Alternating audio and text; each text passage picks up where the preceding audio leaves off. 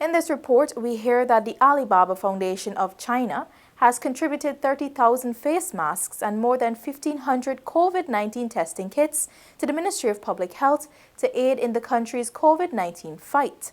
Delicia Haynes was at the handing over ceremony and has that report. This is the second donation to Guyana from China towards the fight against COVID-19. Chief Medical Officer Dr. Shamli Prasad noted that this is a welcomed gesture that will impact Guyana's frontline response to the pandemic. Test kits are vital.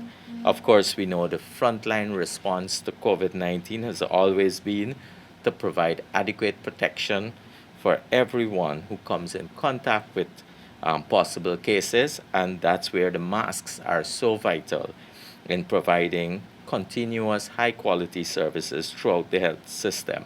Deputy Chief of Mission of the Chinese Embassy in Guyana, Shen Silai, explained that this is China's way of supporting the local health system. This is a friendly gesture from Alibaba, a popular e-commerce company in China.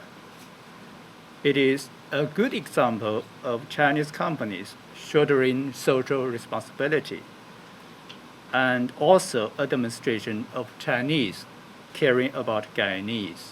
China does not only protect the life and health of the Chinese people, but also have been actively contributing to the containment and treatment of COVID-19 all over the world.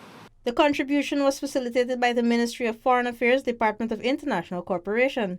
This unit has been fostering international support and consultations for Guyana with an expected outcome of a more effective fight against COVID-19. For InfoHub, Delicia Haynes.